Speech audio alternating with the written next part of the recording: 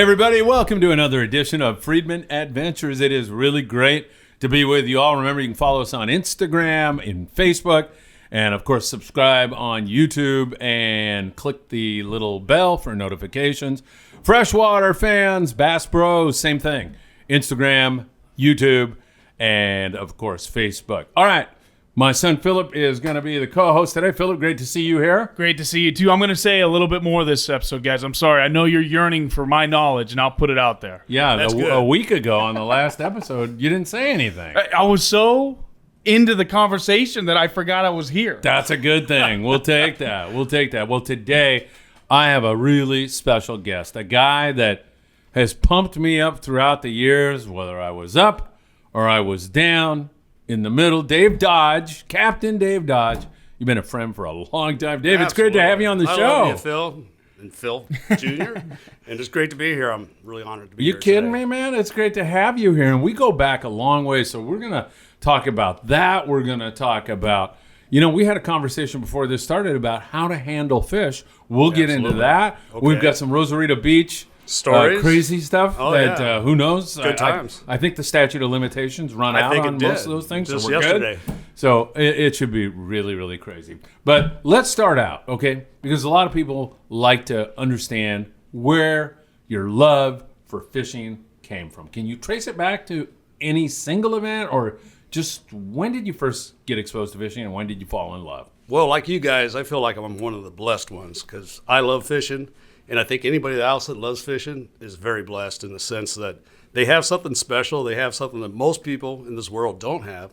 And I'm really proud of that. You mean something that is just a passion, right? It's a passion, and it's the most amazing passion. I guess maybe a hunter or maybe somebody in sports. Everyone has their passions, but we chose fishing, or fishing chose us. Yeah, right.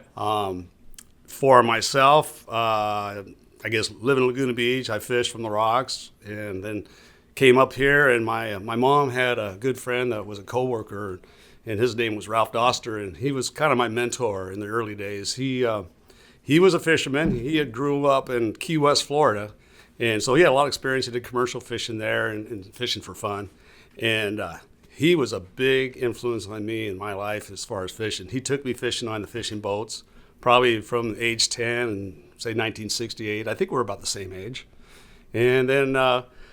Let's see, I think my first pinhead job was with the world famous Alan Watson. Oh, my God. From the Dreamer fame. You say that Alan Watson is perhaps the fishiest guy you know. Is that absolutely. True? Really? Absolutely. If there's any guy that has gills and understands what a fish thinks and their habits and what they do, it'd be Alan. I've seen him multiple times where he just will come to a spot and set up differently than everybody else, set up like 5 or 6 boat lengths in front of a spot.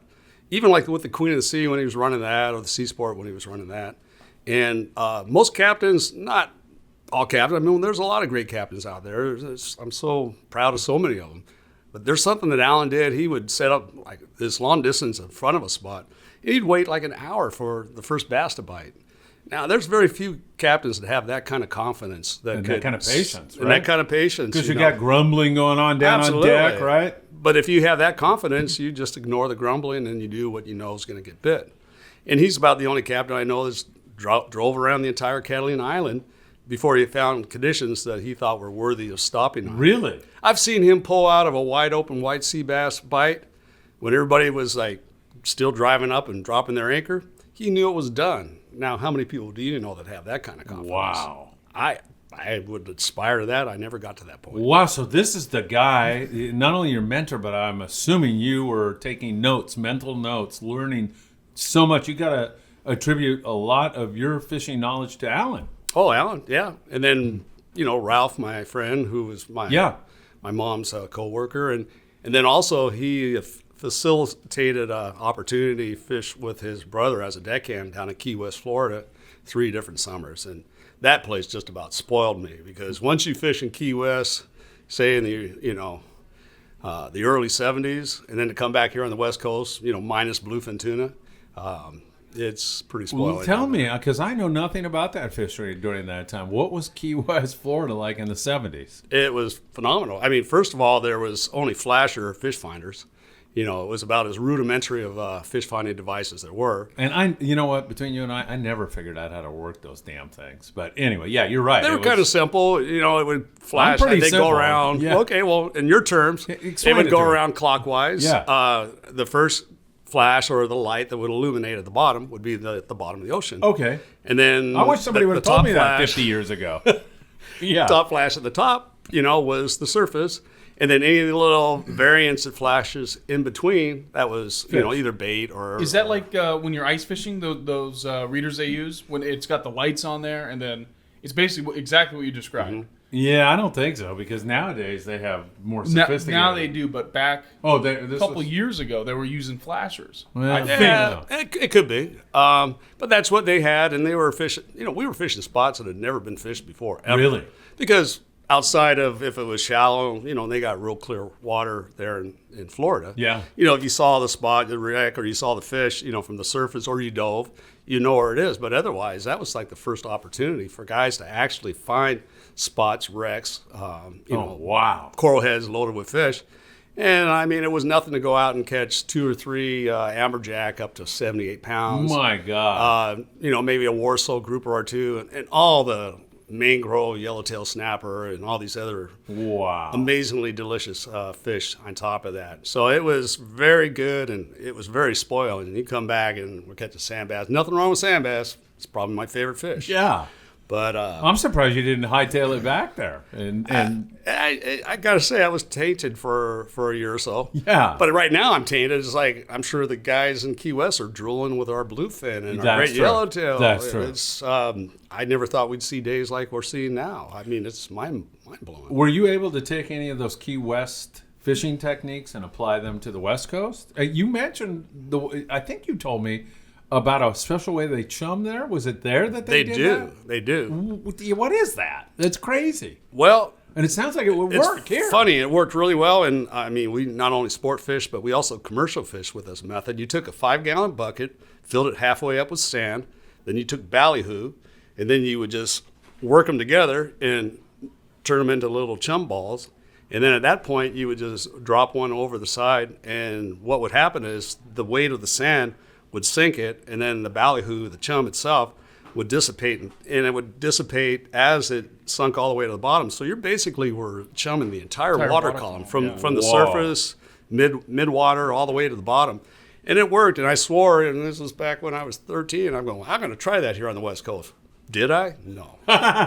We got to try that someday. It would work. I'm in to try that. That sounds pretty, because not only you got the ballyhoo in there, but you're getting that scent into the sand. So that scent is going to carry through all the sand through the water too. So it's like you got more chum. I'm guessing It that's works, true. and why I didn't do it, I don't know. I mean, right now, I wouldn't even fish for bass or a lot of fish without a chum bucket. That's one of the most underrated things. People spend hundreds of dollars to go fish, and they buy the best fluorocarb. They buy the best reels, and they spend, $100,000 a year on their boat, and then they get cheap on a chum bucket. It just doesn't make sense. Well, I remember, and I don't want to get ahead because I still want to talk about these techniques, but we went with you, Will Ebersman, who's passed on, unfortunately. Love that My man. dear friend, great guy.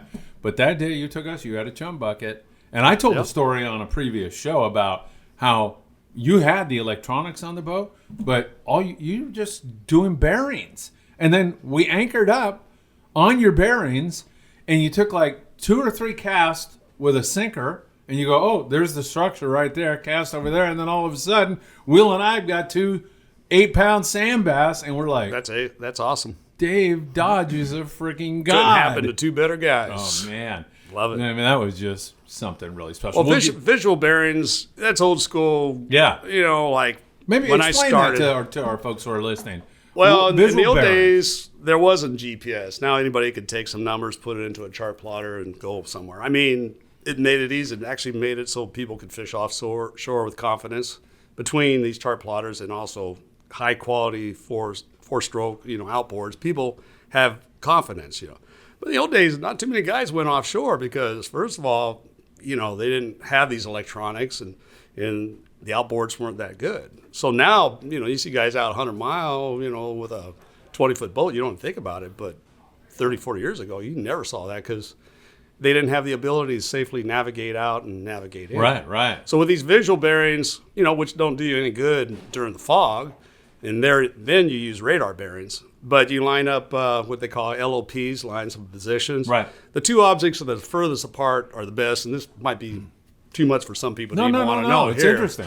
But for old school lining up on a wreck, let's say you're on top of a wreck and you're offshore and you know it's a wreck and you meter it and you're catching all the great fish. You want to save the spot. You don't have a waypoint button that you can push and save or a quick save. What you have to do at that point, you have to look at the coastline and things that are far apart, two objects that are far apart make good bearings. So the further the object is apart, the better the bearing. So like say, for instance, LA Light, San Pedro Light, that's quite a ways from the shore. That's about 2 miles offshore. So if you line that up, for example, with the stanchion on the west end of the Vincent Thomas Bridge, and that lines up when you're sitting on that spot and you know it's right directly under you, then you have that bearing. So you're somewhere on that line of position. So then you need one other because, if you were to go outside and run that bearing down, you're going to run over that spot, but exactly? Where you run over it, you're not going to have an exact. So that's where you need another bearing that's about 45 degrees. And so you look at Long Beach Light and you see what that lines up with. And so maybe it'll line up with the blue building down east. And then where those two LOPs intersect, cross, right there is where you're at. So then you take your paper out, you draw a little map, you do your poor artwork, and you make those two bearings, bearing one, bearing two. And so next time you come out, if you line up those things exactly like that picture you see when you're catching those fish, you'll be right on top of it. That is amazing. You don't even need a meter. Did you know that? No, thank God for GPS because I'd be playing tennis. Yeah, and of course, if the fog entered into the situation, that it's really horrible. messed you up, right? Insane. Well, the first day, I think it was 80, 81 when I was running the city of Seal Beach. Of course, it was a foggy day. No. And, I thought I was ready to run a boat, but I remember just going, oh, crap. One day, the first day I run the boat, it socked in fog. And so, fortunately, I had some radar bearings. That's another alternative. You know how you have the rings on the radar? Yeah. You do the same thing. You kind of line them up and you make 2 or 3 pictures of different things lining up. And it's not as accurate as a visual bearing. A visual bearing is extremely accurate if it's two LOPs far apart. But you do that. But it was struggling. So it took, to fish locally back in those days, it took a couple years to really get good. Because you had to have a lot of visual bearings. Jeez. And even though it was passed down some of the previous captains you worked under, seeing someone else doing it and doing it yourself are a whole different story. You darn right. That is crazy. That brings up the subject of, let's just talk, not briefly, let's talk in great depth if you want, on the sport boats that you've been on now. As I remember, we came out on the Southern Cal a lot with you, and I always look forward to fishing with you because you're such a nice gentleman. But your fishing prowess is right up at the top. And in fact, there's a photo of this guy here when he was maybe 7 years old with this freaking, 9 pounds. It's so big. It's almost the length of his body. I remember that day. You do? Actually, night. It was a twilight. Yes. Right. We were Yes. up in the bow fishing as usual. Oh, I loved when you guys came out. It was like I should have been paying you guys to, go out and hold the helm. Oh, we had so much fun. I really looked forward to that. Yeah, those were great days. I still have that photo. It's up. that's I don't awesome. have it. It's in my grandfather's. It's not my uncle's office, but it's hung up in the office in there. Yeah, Still got it. You're touching my heart Yeah. there, buddy. Hey, Dave, and it's a poster, right? Yeah. Poster size. It's I did a giant. school report on it, and I remember really? for first grade, and we put that right in the middle, and then all the way around it had all these swim baits on it. And everything. Oh, And that's so awesome. A little article written under it on how we caught it and all that. I forget what the report was on, but any report they gave you, I always did it on fishing. That's amazing. I appreciate that, Phil. Yeah. That's very touching. Dave, so what boats have you been on? What boats did you run? I started off, I did a lot of pinning, fished a lot before this, but started off on the city of Seal Beach, kind of the same era. I think I came on right after our friend Ed Leland. He started running boats, and I think a year later I started running the boats. Okay. And then in 1983, we had that, I don't know if you guys remember, but they had that incredible storm that just actually wiped out Seal Beach Pier.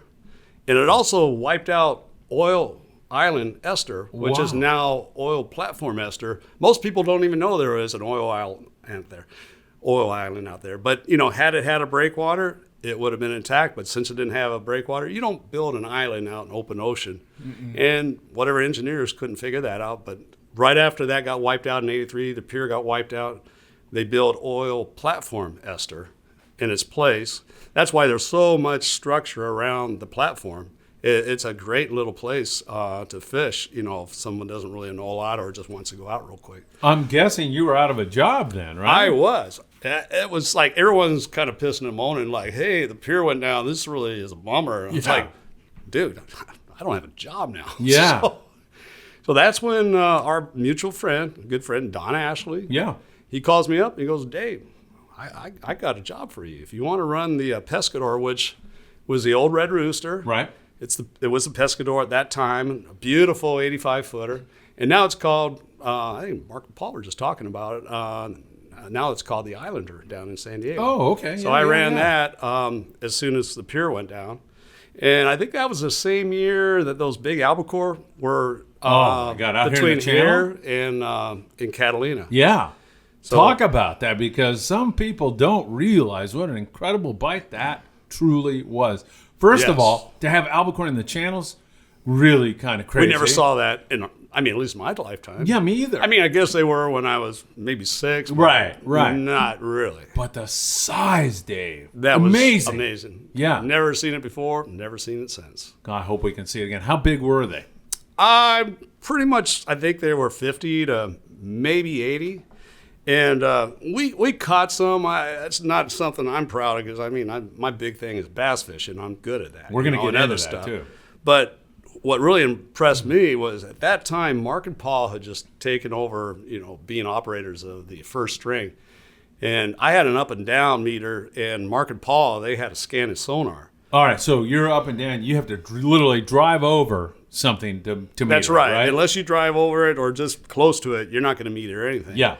And so when I did finally see marks, we'd stop and we'd drop, and sometimes we'd hook them, and we caught big albacore.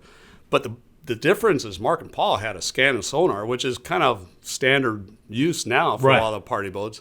But I'd see them cruising along, and I got to add, too, the thing that's most important is these weren't like foamer fish. They weren't on the surface. There was no birds. There was no outward ways of knowing that there was albacore. No eyeball fish. No eyeball fish whatsoever. Yeah. So unless you ran over them or you had a scanning sonar, like Mark and Paul on the first string, you're never not going to catch them. They're not going to be there. So we didn't have the visuals. My eyes were as good as anybody at that time. But I didn't have a sonar, so I would watch Mark and Paul. And a lot of guys don't know this. They're good, but that scanning sonar helped them too. Yeah. And they know that, and they caught a hell of a lot of those big albacore. Did they? Where everybody else with the up and downs pretty much just scratched. Yeah. How is that when you hook one of those big albacore and you got 60 people on board and they're watching that one guy? Are they rooting the guy on, or are they like, geez, come on, dude, pull on that thing? Or how does that go? For the first 10 minutes, they root him on. Yeah. Then they're all praying that someone else hooks a fish and falls the dude off. Yeah. Yeah. Or because they want their shot. Yeah, and then the minute they're on, then it's all about them, right? It was like, having 100 people out fishing for a bluefin tuna and one guy catching a 300-pounder. Yeah. He's like lifetime. He's going to tell a story until he dies. Yeah. And everyone else is going to say, God, that was the worst trip I ever saw. Yeah, 99 people are like, oh, my God, that sucked, right? Exactly. Yeah, but it was a feast or famine. But the guy that caught him, it was a lifetime. For everybody else, I guess it was a memory because, how often you go on a half-day boat and see a 70, 80-pound albacore? Never, like you said, never seen it before and haven't seen it since. How long did that bite last? It seemed to me, I can't say for sure, but it seemed relatively short-lived. Weeks, right? Mark and Paul would probably remember better, but I'm thinking maybe 2 weeks at the most. Yeah, I think that's it was short-lived. But to even have it, in the first place was just kind of a miracle. I'll tell you, my timing, always perfect.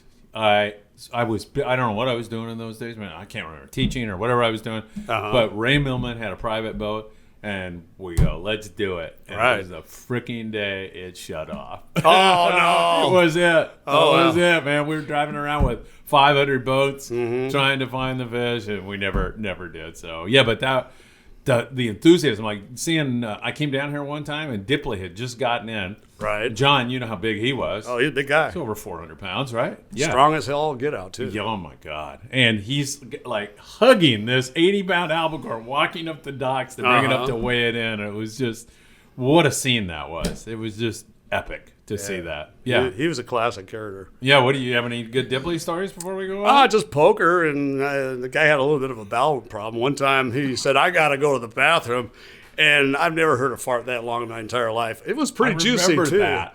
you know. And I mean, it's maybe a little bit too much information. No, there. that's okay. Go ahead. But then we always invited Ed Leland because, you know, that's where he got his name, Fast Eddie, because He'd lose his money so fast? First hand or two, he was done. Did Eddie ever win?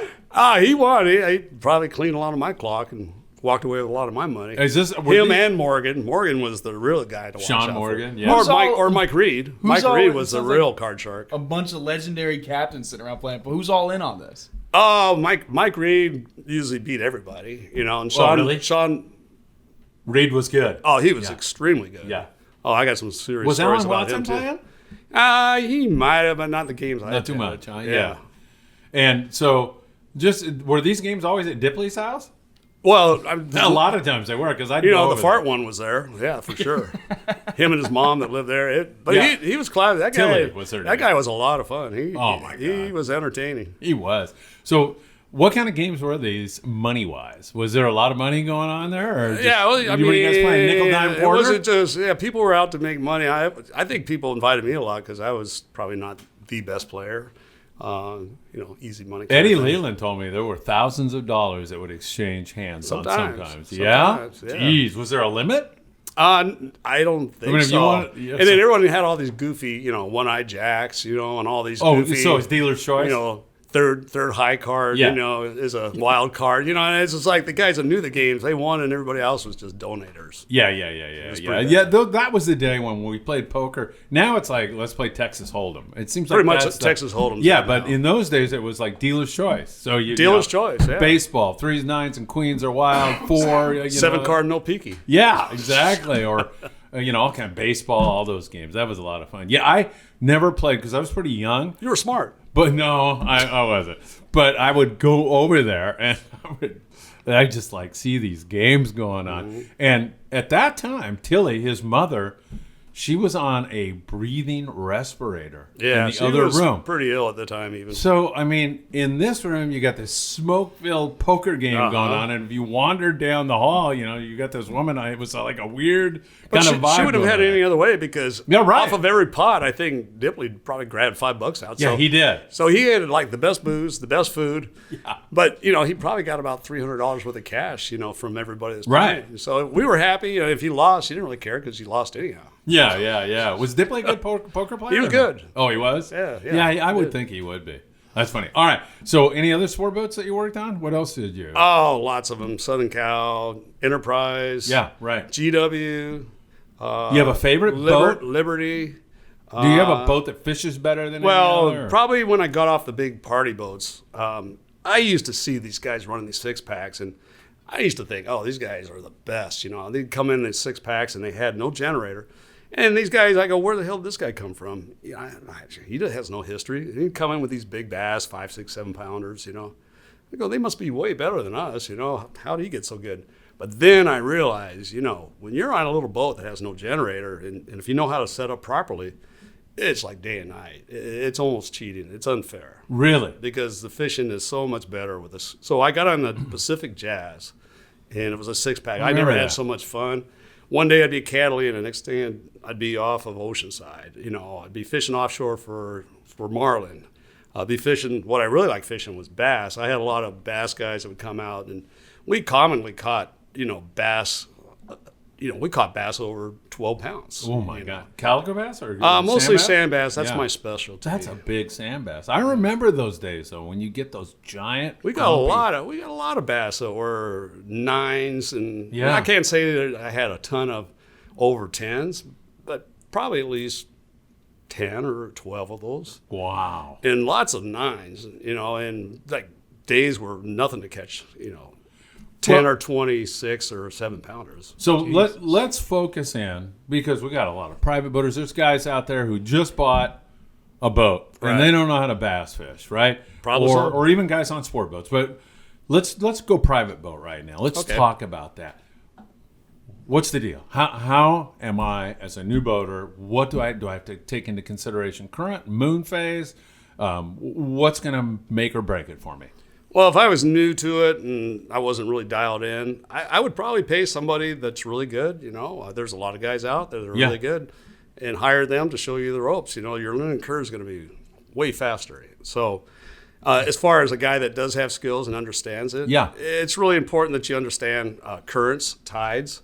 When we were running sport fishing boats, we didn't care about tides and currents that much because we had to catch fish even in the worst conditions. So we just had to do it. So we didn't even think about it. It'd been nice if we could say, well, I can sleep till 10, an hour before the highs, at 12, and I'm sure I'm there an hour before that.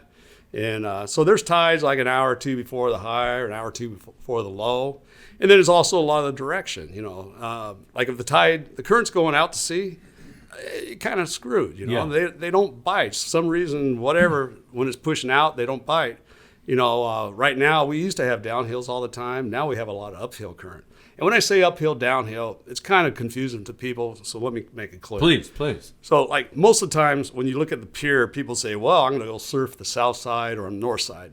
In this area, that's not true. You're really actually surfing the east side or the west side, right? The way we face. Like, if you were to look right offshore from Seal Beach Pier, you're pointing south. Mm-hmm. So when this current runs, just to get it clear in everyone's mind, if it's going uphill, that means it's going from east, like Huntington Beach, towards Palos Verdes to west.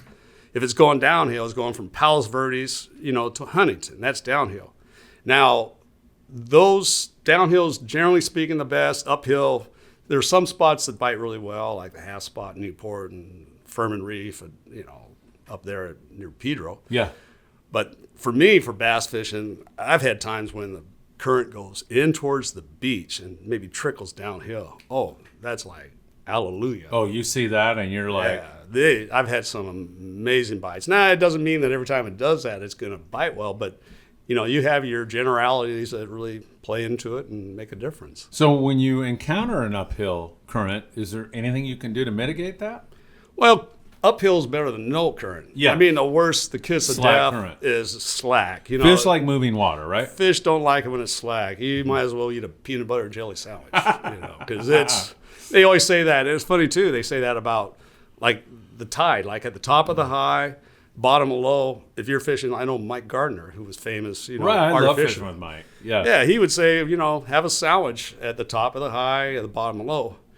And that's true, because usually when the current starts moving again, like at the top of the high or right before the low, an hour or two, those are prime times. Yeah. It's not always the best, and also depends on, there's so many conditions. Right, and that's right. what makes guys good. Just because you know a spot doesn't mean you know how to fish it. So you got the current direction, you got the tides, and then the water clarity and the water temperature. That's probably one of the most important things. Stable weather. That all plays into it. And how about anchoring up? Any tips with regard that's to that? absolutely an art. That's big, right? Yeah, it is an art. And even though some guys get these spots that they get for free or whatever, haven't learned or found themselves, at the end of the day, they still have to know how to have all these other skills like anchoring. Because anchoring is absolutely a huge art, And if I'm 15 degrees off where I want to be, I pull the anchor. I might piss off the deckhand. But I'm not going to fish improperly. If I got to drop the anchor 10 times, I'm going to do that. Right, and you see people on deck on a sport boat who maybe are not knowledgeable about that, saying like, what the hell? He moved like 10 feet. What is he doing? So tell them, what are you doing? Because the captain cares. Yeah, and he cares way more. A captain always cares way more than any passenger could ever care. Because, he's got, or she, they got all these people they need to please. They're not going to pull the anchor and go through all that effort, to not upgrade. Just because they do that doesn't mean it works out better. But somebody that's really trying hard and working like that, you got to have respect for that person. And it's tough. Like, I don't do the sport fishing thing with the big boats anymore.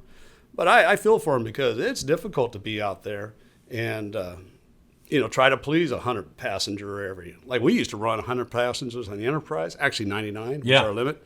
Well, that was nice of you to not go to 100. Yeah. Thanks. Yeah. But, I mean, we would catch sand bass when they were in the mud. We'd catch them 3 days in a row, wide open.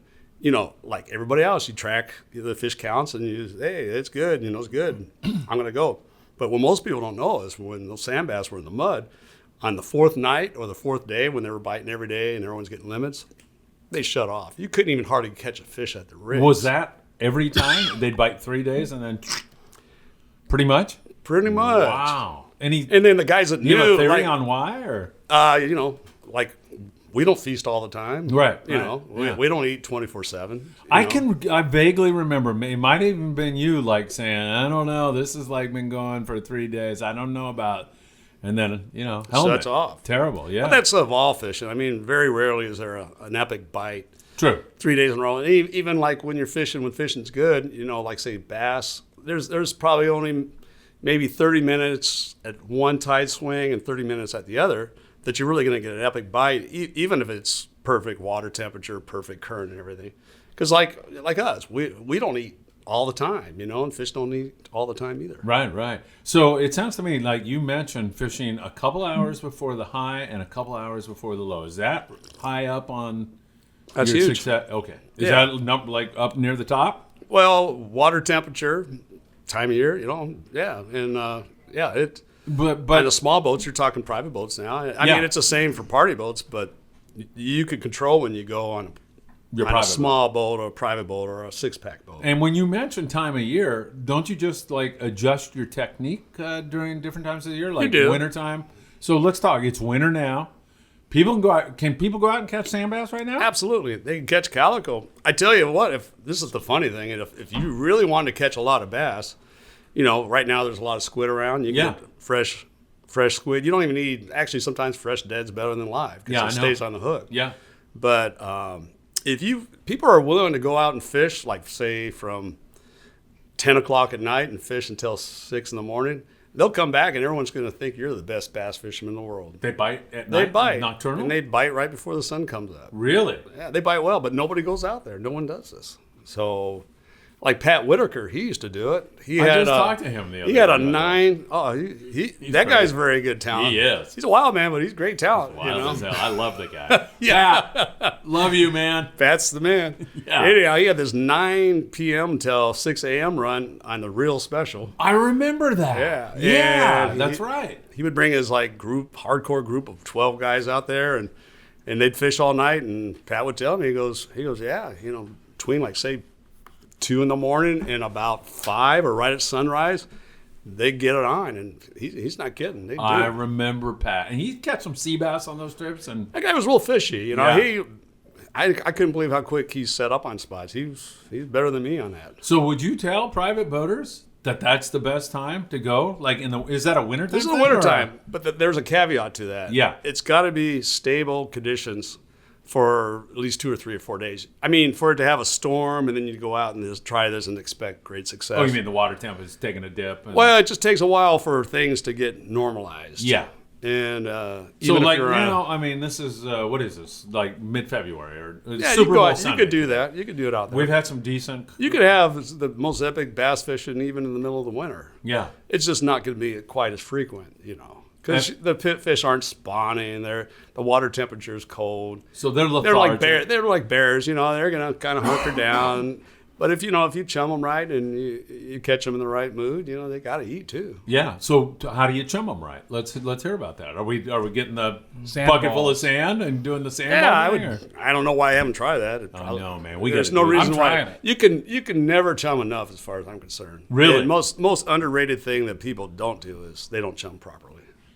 So what's the problem? You mean are you talking about taking into consideration the current, where it's going and where it's going? Well, no, it's not really that, because it's going to go where it goes. Yeah. But there's guys that even roll down chum buckets on their acorn line so they chum the bottom, and I'm sure it works. I've never really done, I think I did Is that it a once good or idea? twice.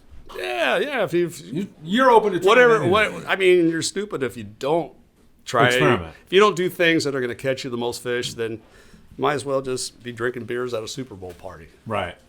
So when you talk about like chumming, are you talking about live bait all the time, or are you talking about chum bucket? It doesn't matter. Yeah, just something that because chumming most of the time gets other fish like smelt, mackerel, and once you're like creating a fish haven. The food chain's going up.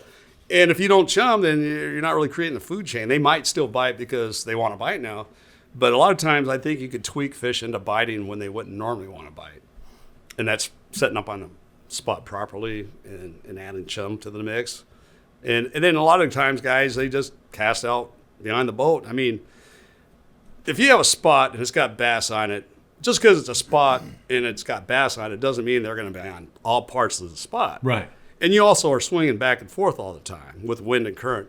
So if you're not casting different places on that spot, you're not going to know where the little honey hole is.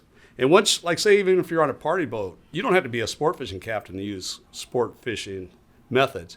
If you're on the boat and you're getting bit, the same thing with little LOPs, the line of positions, bearings.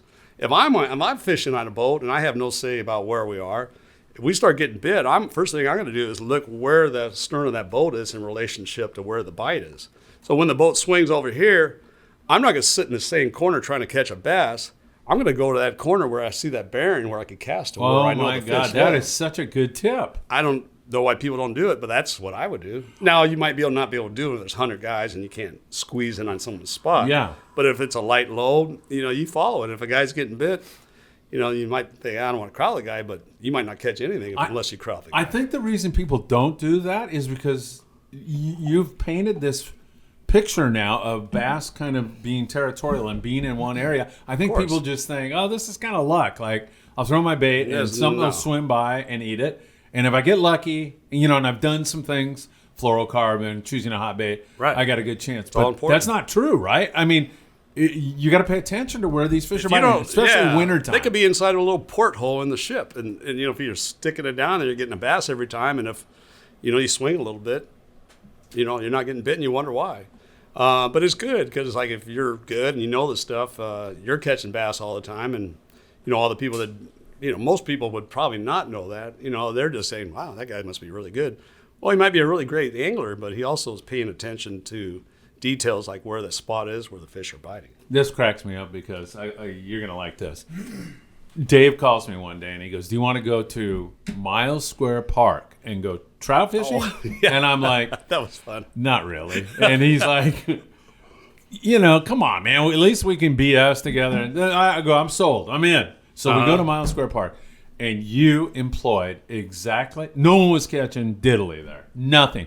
And Dave is like, I'm just like, I throw my, thing on and just sitting there. I'm more into being with my friend. Dave is like casting here, here, here, here, here, here. All of a sudden, we got all kinds of trout. There's a little Mexican family. You remember this? Yes. Next to us, not catching a damn thing. And Dave goes over and starts showing, and all of a sudden, they've got fish. And the little kids are thrilled beyond belief. But exactly what you're talking about. I've seen it before in a freshwater. So covering ground, really trying to check out where the fish are. And once you locate them, you better zero in on that spot. Yeah, and you did. And same thing. So that applies to freshwater. Absolutely, yeah. I mean, this is a technique, Philip, you could use on what you do. With Absolutely. Absolutely. I mean, it's Bass Bros. Yeah, and all that. Locating the structure and finding that school of fish. And you probably use marking buoys too sometimes, don't you? Yes, I do. I got a deep drop buoy on my boat. It's a little green one, and what you do is when you mark you're staring at your graph, you're looking at. We did it all day yesterday. Didn't get a bite, but we found some structure, and we see the structure. And that buoy goes over to the side, and a rope comes down, and it spins it all the way out, and then that buoy's sitting right on top of it. Right. You follow it all the way down your graph. And then once you can see where it hits on that structure too. It's cool. Well, those are important because they tell you no matter where you swing on the anchor, or drift or whatnot, you always know where the spot is. And the real secret of those things is making sure there's enough line to hit the bottom and thing to float. But you don't want like 20, 30 feet beyond that because then it's giving you a false indication of where the spot is. I'm freaking learning so much from this. You are so knowledgeable on this stuff. So let's go back. It's wintertime. How do you fish in the wintertime when you get it? So we've located the spot. We know where the fish are. Is light line. We'll talk about tackle and talk about, do you fish deep? Do you fly line? What do you do? Well, that's kind of the secret I had when I was fishing on the Pacific Jazz is I used heavy line. It's funny before fluoro came along, it's like everyone's using 20, 30-pound test line. It's like, why would you fish for trout? I mean, it's not that the bass is so badass. Some people would consider 30 heavy, but not you and I. I. That's what's funny. Fish for trout with 20 and 30. Yeah. But I'm just giving you an analogy. Yeah, right. I love it. I mean, when I was fishing bass, I had a pin 6/0 red plate, with 80, and I got cornholed a lot of times. I mean, And people- why fish with a pea shooter? And I used to straighten out hooks on bass all the time. It's like, this is stupid, And then I finally got smart and started using owners and Gamakatsus, the real beefy ones, because I straightened out too many hooks on big fish. You're fishing heavy line because of the structure that's there? Yeah. I mean, a 2-pound bass could cornhole you on 80. Oh, absolutely. It doesn't take a 12-pounder, but people get cornholed all the time, or they get broken off with the wreck. It's got barnacles and sharp, steel, like if you're on a wreck or something. It's gonna break you off. If it's all about speed. One thing that's bitching about bass is what I love about it. It's the thrill of the few seconds. It's not, the 3-hour battle with a 400-pound bluefin. Yeah. It's a win or lose in 10 seconds. I mean, if you hook it and you don't have that thing coming up, he's going to take you in the wreck and cut you off. He could be a 2-pounder or a 14-pounder, but you'll never know when he breaks you off. Right. It's, right. It's stupid. And That's there's why that you don't. mystery in your mind about, did I lose a really cool fish there? You'll or never not? know. When you Right. lose it, you'll never know. Yeah.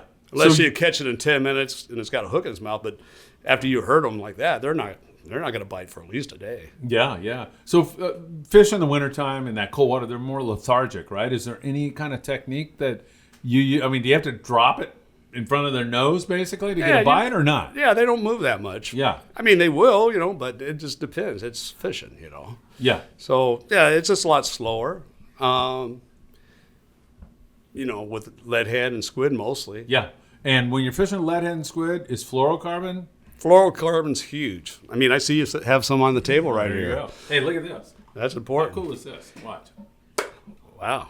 Yeah, What a so thrill. when you throw it in your tackle box, you know how your lines all over the place all the time? These stick together. They got a magnet in it. Yeah, that's magnetic fluorocarb. I like it.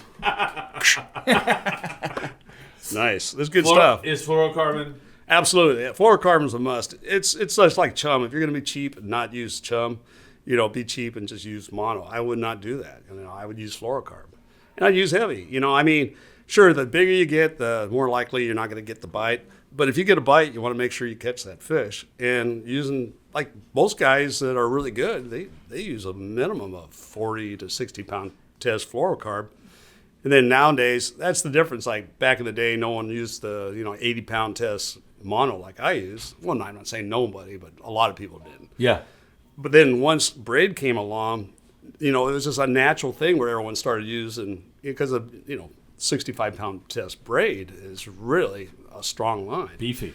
Yeah, so then that's why I think more guys started catching bigger fish when braid came along, because they, not by their own fruition, but just by the way it was, everyone's fishing heavier line and getting away with it. And now they're being able to pull those fish out of the wreck, whereas before with 20, 30, or even 40-pound tests, you couldn't. Yeah, it's funny. Greg, I told him I might go fishing this afternoon with Tom Durer. I was thinking maybe I'll go. That'd be nice. And I go, I got some fluorocarbon. He goes, hey, we almost have the 10-pound test fluoro ready for you. And I go, dude, I don't need that. I don't fish with light line. I mean, we were on Cortez Bank on the Amigo. Oh, and nice. I told what a great boat. We're not fishing. Jeff's a great captain. He is. I go, we're not yo-yoing the. Some guys are like yo-yoing the iron with 40-pound. I go, I'm not yo-yoing with anything less than 100. Why would you? Right? You don't like that jig? Yeah. Right? So I want to give it away. That's the first time I really yo-yoed with the heavy stuff, because I think I usually yo-yoed with that 40, 50 pound. That 100 pound, and I gave that to Mark Sonoda, and I said, hey, this is 100 pound. Can you just make sure my drag's good? And he just looks at me and goes, it's good. Yeah, bend down. It's literally you versus that yellowtail. It's either pinning you to the rail and you're sitting there, your forearms are screaming, you're dripping sweat, or that fish is coming up. That's It's true. Only one of two things happening. So it was bitching to do Well, that. yellowtail and bass are very similar. They are all structure oriented. Sea bass, they're like so stupid. You'll hook a 100-pounder and it'll swim off to the pelagic. Yeah, it goes out in the sand. And you go, thank you very much. Yeah, exactly. But yellowtail, if there's some structure around, bass, they're amazing. They'll get you. But yeah, you're yo-yoing. It's not looking at that jig very long. Why would you use anything less than 60, 80 pound plus? Never doing it again. Yeah, and now no point. you're fishing the heavy line for these bass. Are you also using a big hook or a small? Is Well, a I big learned hook a long necessary? time ago. I'll tell you a story. So I was running the Pacific Jazz, and I was taking charters out, and a lot of these guys, a lot of them don't know how to fish that much. So we're sitting there fishing. James Miggs, who passed away, Oh, he yeah. was my deckhand. Love the man. Yeah, me too. We're fishing this spot, and a lot of times we're helping them. You know, they want us to fish because they want to catch a lot of fish. So I was with this trolling rod and 80-pound test, and I had this wire hook. You know, it was big, but it was wire. And I hooked this fish, and I got it off the bottom on the 80. And I'm getting it, and I'm thinking, then all of a sudden, you know, this is a charter. These guys are supposed to be the ones catching the fish. And I'm knowing this is a huge bass, and I'm just going, I got to hand it off. So I hand it off to the charter master. Yeah. And he grabs it, and the fish goes down, and he pulls up, you know, because I already had it off the bottom. Yeah. It wasn't getting into the rack. Right. And it was button down drag. And the fish goes down, and he pulls up, and all of a sudden gone. I said, horrible. I still have that nightmare. And how long ago was that? This is back in 95 It's or something freaking like crazy. that. It And stuck so I with you so wind it long. up, and the hook's like, you know, Straight. Well, when they say straightened out, they're Right. not really straight, but, you know, enough to the fish can get Yeah. off. And for that day on, I probably screwed up a few other times. But from that point on, just like, hey, I'm using a really heavy-duty hook. Do you Because I have don't a want to lose I lose owners, you know. You like owners? Yeah. Something beefy. You can't use a little wire hook, you know. Yeah, I mean, right. it wasn't a small hook, but it was small enough. When you're going to pull that hard on 80-pound, you got to consider the source. You damn right. You can't. You'll easily straighten those hooks. Do you fish a big hook? As big as I can get away with and still get a bite. Like, it just so you're depends. squid fishing like a 5-0 probably? Yeah, that's fine. Yeah. Yeah, You're yeah. I'm not using a little hook. No, me either. I What's don't the do that. point? Yeah, I was fishing albacore one time, and I was with Bob Alvarez, and one of the deckhands was looking for my rod for some reason, and he goes, "Hey Alvarez, where's Friedman's rod?" And Right. he goes, "Just walk up there and look for the biggest hook hanging out." There you And go. I had like a That's my 9-0 man. hook because they were biting nails. Yeah, I mean, if you go as big as you can get away with, that's true of everything. Yeah, for sure. Life in general. All right, so I've learned a lot about bass. I've learned the current is super important. Absolutely. Time of day is important. I like that nighttime bite. Now, does it matter what the tide is doing at daybreak? That all plays. So That you all want plays to in. like align a scenario where an hour before daybreak, the tide's gonna go and you're there, right? On a Yeah, spot. I mean, That sounds like I haven't gotten up to that. You know, I haven't fished in the middle of the night like Pat. I mean, he did that for a living. I just saw how he did it and what happened. it's He so caught funny you mentioned caught a him lot because of I've fish. been talking to him every day for the past week. Yeah, He's a great That's guy. really cool. And then this buddy Keith Brewer. You know, there's another Yeah. fishy guy. I mean, I would love to talk about hundreds of this whole industry. I love the industry, and I hate what I see happen to it. You know, some of those MLPAs, disgusting. I went to some of those MLPA meetings, and they just had those to satisfy what they were going to already do. And they even tried to get people to sell each other out in those MLPAs. You know, like, hey, if you let us, you know, if you back us on this one, you know, We'll keep yours well, open. we won't shut your area down. It was disgusting. It makes you realize the politicians are so sleazy. Wow. And these little seminars, these things they have, because they have to have it for the public, it's disgusting that they do that. They say it's to get your input. They already have it signed, sealed, and delivered what they're going to do before that meeting ever starts. And they should be ashamed of themselves. But they get away with this crap. All right, so And so us as fishermen, you know, we need to stay united. We need to fight against this nonsense. It's never going to go away. I used to even believe that if they got one thing, they're going to be good. They do not do that. That's a fool's memory. That's a fool's thought to think that actually is going to occur. that's like when the government puts a tax on for a temporary tax. They're They're never temporary, man. temporary until you die. Yeah, exactly. So I want to get something straight here because I know you. On that side of the issue, the political side, they're going to pull at people's heartstrings and say, Oh, it's we easy need to sell. to It's protect easy the to ocean, sell. and we need to, you know, and, But it's bullshit. and blah, blah, blah. And nobody cares about the environment and the fishery They more don't. than you. More That's than you. correct. So why are you against those movements? And explain to the people that are listening to us why it's BS. Well, I just think they're kind of naive. And like you said, it's really easy to sell, hey, stop fishing. And, you know, then you don't have to. I mean, people live up on a hill in Laguna Beach that have this nice view. They might not want to see a sport fishing boat out there. So they fund all of that. You know? Yeah. You know, I could get into politics. I don't want to go too heavy into it because, you know, Right. I might say something I shouldn't. But I'm pretty passionate, and I think I'm pretty logical and realistic about it, and I've seen it, and it is disgusting that, you know, there's not more people like fishermen captains, and deckhands, and the fishing game, talking to them and asking them what they think, instead of having some pasty-faced biologist, that does some survey in the wrong region and they come up with some conclusion and then slam it down our throats. Yeah. I find that infuriating, and it's disgusting that they do that. So there you go. All right. I don't see it changing, but that's how it is. That's what we have But to you're do. right. We do need to stay together because Absolutely. fishing, I see. You cannot demonize. I've seen groups demonize other groups. That's stupid. Right. We're all fishermen. And we all have this great love of the fish and the environment. We are the environmentalists, not the people that are trying to make all these changes. Right. We care about our fish. We follow the rules. We let short bass go back. We follow these rules. And to have somebody else that has no clue slam that down our throat, it's un-American as far as I'm concerned. All right. Well, you please, make sure you make yourself known in future conversations. Hey, let me ask you a question. Yeah, shoot. So can we take it back to, say, pre-1985? Oh, you mean when I had hair? Oh, yeah, that's what I'm talking about. Yeah. Okay. No, back in those like days. down to here, too. Yeah, well, you're a swinging sirloin, I'm Hippie, sure. man. But what I was going to get to is, back pre-1985, there was Western Outdoor News. Read it all my life, love it. Yeah. It gave you current information about what's going on in the fishing industry.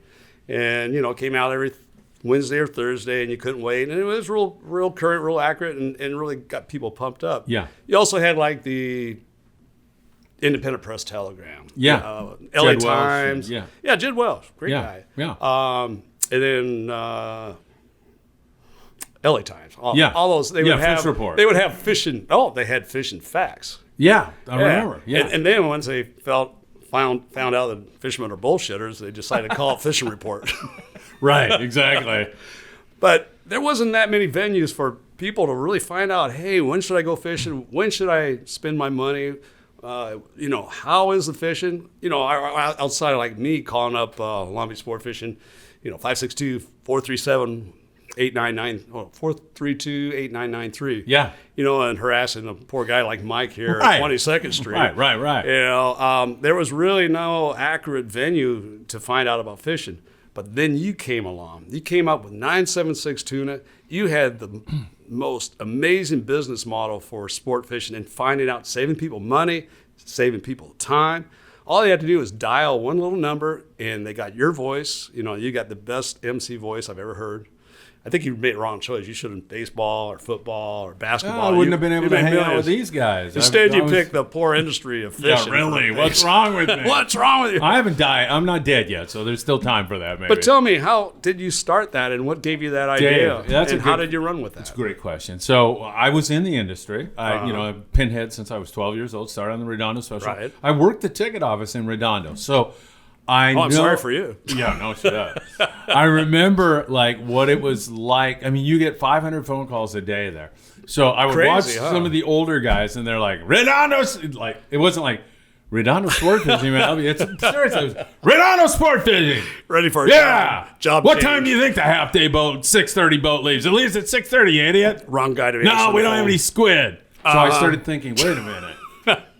If I could put together, and these poor guys like you were calling the landing, and I was calling the landing. What's going on? And you wanted to know. When the guy answered, dude, you're like, oh shit. Maybe I'll change my voice so he doesn't recognize me. I did that all the time. Yeah, but you were messing with him. Yeah, I was.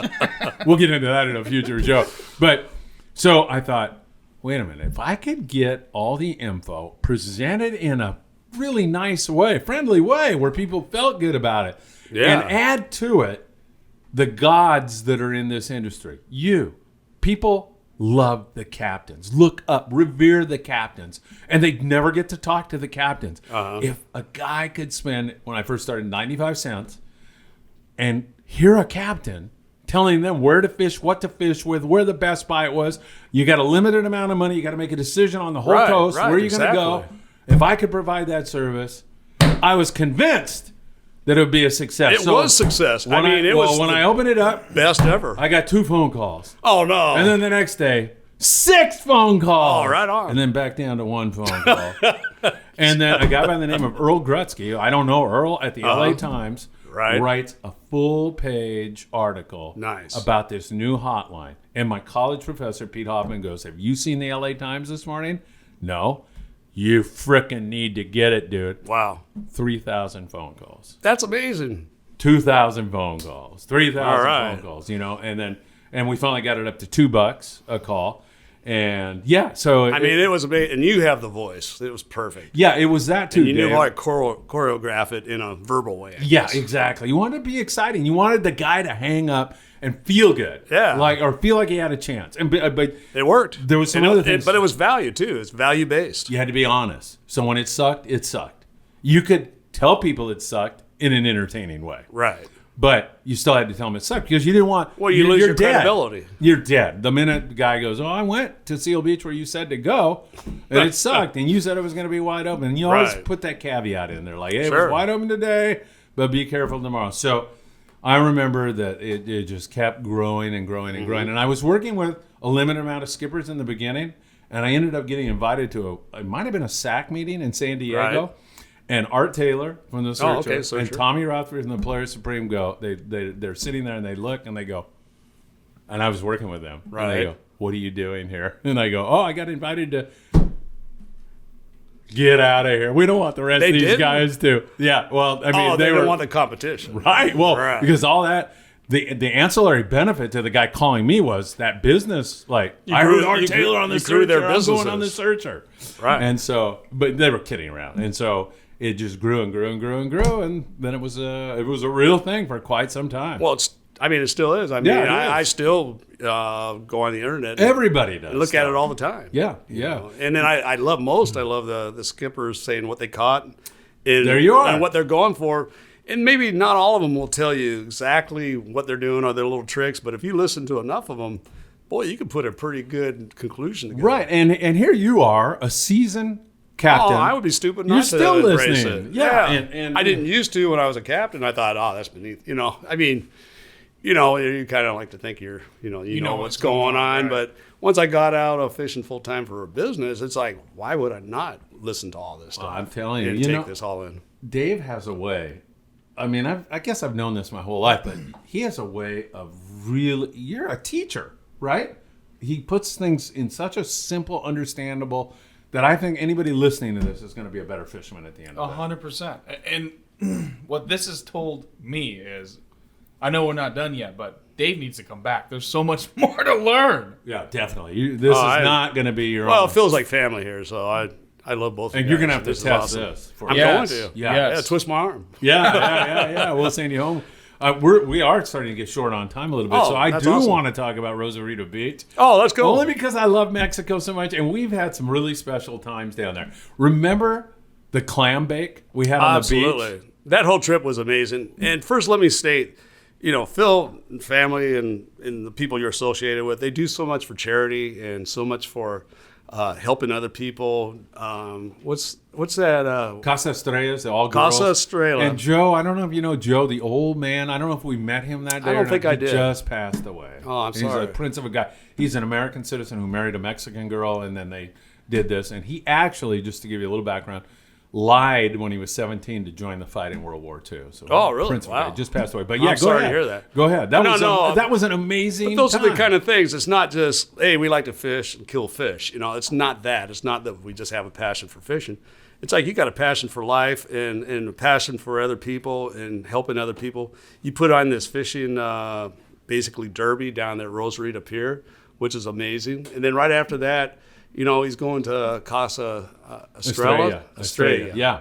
And bringing stuff, donations for the orphanage there. And that kind of stuff is touching my heart. Man, that was special to experience that with you. It was. I was really humbleized by that. And you do that all the time. You do that now, too. You still do that donation. With the clothes, Mike was taking stuff down to Rosarito Mike's the other day. Great job. Yeah, well, when I was 18, my parents said, get out of here. Go to Costa Rica with Father Ignatius. He was a Catholic priest in our high school. So I went for a year and worked in the missions. And I good. did That's how you another got 2 years. Yeah, I had my parents saying, you need to help. You need to be aware of other people. You're very fortunate. Yeah, I was. I had 2 great parents that way. My dad was that way. My mom was that way. So Awesome. the clam bake. So we're on the beach. Some Right. guy, a Mexican guy, funny. walks up to me and says, Pat was there too. Yeah, Yeah. that was fun. That was a lot of fun. he walks up and he Not says, Pat. Phil, sorry. Oh, no, you're good. do you want some clams? And I'm like, and he's like, no, do you want some clams? And he had a wetsuit on. I'm like, Yeah, he well, did. what's the deal? And he goes, He was dripping. $20. I'll go out and get you a bunch of clams. I'll start a fire. I'll cook the clams for you and provide the hot sauce and everything. I go, Dave? Yeah. Dave's like, how can you say no? Didn't he also go get us beers too? I think he did. Yeah. And then someone brought some We gave limes and hot sauce too. it was Tapatio nice. or something. You were cooking, or I forget, there's a video tape. We were cooking with like a pitchfork. Yeah, that was pretty fun. And you remember that? Yeah, and I remember we gave a guy. We didn't plan on a clam bake. No, Oh. we just were at the beach watching Right. like the sunset or something. Yeah, some and, fireworks and stuff. And yeah, we had M80s as usual. Of course. And we gave this guy $20 because he said he'd go get us beers. And in my mind, I'm like, that's gone. Showed right back up with a full thing Nice. and our exact change. It was nuts. And tipped the guy. Asked the guy with the clams and the guy that went and got us beer. They were drinking and having clams with us. It was awesome. Yeah, it's, that was those impromptu things are the best things. they are. But I mean, do you remember how good that was? Blue great. Cotton was there. Yeah, well, that was Blue just Cotton. I think that was a warm up for the party. Then we got going after that. Well, I didn't go, but you guys went. Where'd you guys go? What happened? Papa's and Papa's and beer. beer. What happened there? Scott Buchert was there, right? Yeah, he was. Yeah. he was a wild man. What happened? It was fun, man. Like Papa's, there was a beach volleyball thing going on. I think this is around the time I got fat, so I didn't play beach volleyball. We having beers and Papa's and beer, and I remember Dave. You emptied out like a napkin dispenser, and you're sitting there playing the bongos around this fire, Sounds like me. Nice. and then that's going on. Then there was a big fight or something, and I convinced Scott that Dave got arrested. And Scott's going, we got to help Dave out right now. He needs our help. And I go, I'm going to finish this beer first. He goes, no, we need to go help him right That's now. funny. That's hilarious. So Scott's got your back. He's got your Yeah, back. yeah. Well, we had to chase him down. He was like kind of stopping at every taco stand and then flirting with the senoritas there. Was he? Yeah. That's hilarious. That Remember we sounds lost like him for a while? I was Yeah, like, I know. where's Scott? I was You know? going, where's Scott? He's totally fine. Yeah, Just yeah. eating tacos. But he was happy and smiling. That was a memorable trip. That was. How about the so mechanical much bowl fun. too? Did we? Oh, God. What happened with that? I was all drunk on it. I got my butt kicked on this mechanical. That was fun. Flipped You me were on off. it, right? I did it too. Oh hell yeah! I mean, maybe I wouldn't do it now, but I still had a little gusto back then. I say you do it again. Gosh darn it. Yeah, we gotta go. Yeah, that was so much fun. Yeah, I'm ready to go back again. Let's do We it. did a trip out of Ensenada one time for 100 orphan kids on the sport boats. How nice. We got Out of Ensenada? You'd be great. Yeah, out of Ensenada. John Klein went from the Qualifier 105. You remember John? He's a real name. Yeah, and Flynn Robinson. I don't know if you know, but he played for the Lakers. Right. And I've told this story before, but there was a scene in the galley where Flynn says to this girl, little orphan girl, "How old are you?" And she says, 15, 15, right? Right. 15. And he goes, "Why can't you say?" And she goes, 15. And he goes, "Why can't you say?" And Back, it was like Three Yeah. Stooges. That's freaking funny. priceless. Yeah, that Freaking I let it go on for a while before I go, "Hey, Flynn, she's 15." But it was just priceless because he was Can't all say. over the kids trying. Here they are, these kids from an orphanage in Ensenada, dealing with a world champion Laker, which Flynn was. He was the most humble, that's awesome. down to earth guy. It was just another one of those moments. Well, I love the charities that you promote there, and it's a lot of people don't do that, and I'm really proud of you for doing Thank you. it. Thank taking you. on that. You don't have to do that to be successful, but you choose to. Yeah, it's a part of what we do. And I'd remind everybody who goes to Mexico, the safety net there is not like it is here. So people, when they fall off, are they in probably fall real hard. trouble. So when you're down there, if you get good service, tip a little extra. I'll tell you a funny story about a tip. Sure. Actually, it wasn't a tip, but I'll tell you. Is that someplace in China? No, there is no tipping there in China. Yeah, so I would start giving the waitresses and stuff chocolates in China because they get offended. They're like, "No, this is my job. I'm happy to do it." And blah, Right. blah, blah. So we're in San Quintin. This is my drinking days. Pete Thomas and his brother Scott are behind Bob Alvarez and I, and we end up in San Quintin in this hotel, right? So Right. we're like, we didn't even think, how are they going to find us, what room we're in? because we're, passed out after Right. too much. So all of a sudden, Pete Thomas is in my room. It's like 2 Really? o'clock in the morning, and I'm like, how did you know where we were, man? And he goes, it's the only room with the keys in the door. Oh, So, That's funny. Yeah. Pete Thomas jumped Too in easy. the pool by accident with money, like $200 in his pocket, right? So he jumped in the pool the next day, and he's like, oh, crap. And so we're going to go down and catch barred perch. He takes all the money and puts it on his bed so it'll dry. So did the housekeeper think it was a tip? we went surf fishing, and we come back, and there's all of these beautiful flowers all over his bed. Oh no. Yeah. So No money though. Yeah, so he's like, what the hell? They went to a good thing. Boy, I'm she was sure. smart.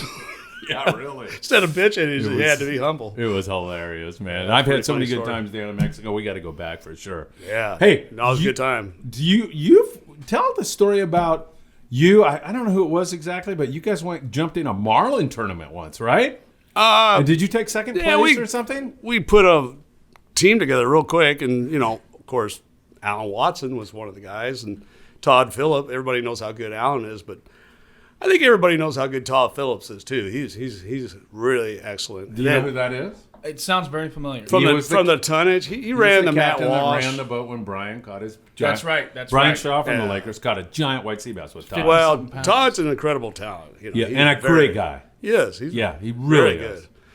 And then another good friend of mine, Tim Keilberg, we all kind of put a team together last minute and said, well, these Catalina Classic marlin tournaments aren't going on very much longer, so let's go give it a shot. So we went out there and got real lucky. Todd found a big marlin that's swimming on the surface, and we dropped back to it, and I hooked it. It was a 202-pounder. And it was during the Catalina Classic. Yeah, a striper. Right? Yeah, That's big a class. nice striper. That's a big class. That's a big one because the minimum was 165 pounds, and this was 202, so it pretty much was there. Yeah. But unfortunately, the same day, somebody else got a 212-pounder, so we got second, which No we still joke. got like 16 grand, which is good. But it was great because when Todd found the fish, and I got lucky, and I dropped back and I hooked it. And I was having Todd back down really hard. Got that fish in about 8 minutes to the boat. Wow. Took about another 4 or 5 minutes to get it in. Yeah, because you're not interested in a long battle. No, when you're that's fishing not in the this kind of a point. tournament. You want to get the fish. This is a money tournament. And Right. This is not a hook and release. Well, even if it is hook and release, you want to catch them fast. I mean, the guys down in Mexico, they put marlin on the boat in probably less than 8 minutes. Yeah. But this was a nice one. He backed down hard. He backed down so hard he ripped off the starboard trim tab because he was blacking down. whoa. But it was a small price to pay. Right. You get 16 grand and you got to buy a new trim tab. What the hell? Yeah, exactly. It's a fair trade-off. Yeah, exactly. But that was fun to be with 2 or 3 classic guys. Tim's an amazing guy, a good friend. He takes me fishing all the time in his Cabo 35. And then to fish with Todd, who's incredible talent. And then, like legendary Alan Watson. It was fun. We had a good time. Dave, I don't know if I have ever been so sad to come to the end of a podcast because you and I and Philip have so much more to talk about. This has been incredible. Your knowledge and your way of explaining things and all the good times we've shared for decades together. I'm getting a tear in my eye. Again, everybody's crying on this show lately. You're and amazing. I'm feeling that way, man. And to be with you and Philip, I mean, what an honor. I appreciate you having me. Well, we're going to have to do it pleasure. again. Promise? Will you come I'd back? love to. We'll try not to make you wait 16 hours next Oh, time. yeah. We have the LA Times in here covering a story that we did. 15 hours, Yeah. but not 16. Well, everybody, Dave Dodge, what a special podcast this has been. I'll remind you all to follow us on Friedman Adventures on Instagram, YouTube, and Facebook. And also, if freshwater fishing is your thing, Bass Bros. Bass Bros. Bass Bros, BASSBROS, on Instagram, on Facebook, on YouTube. Thanks again, everybody. Dave, pleasure, man. Thank you, guys. We'll get you back on soon. Good seeing you.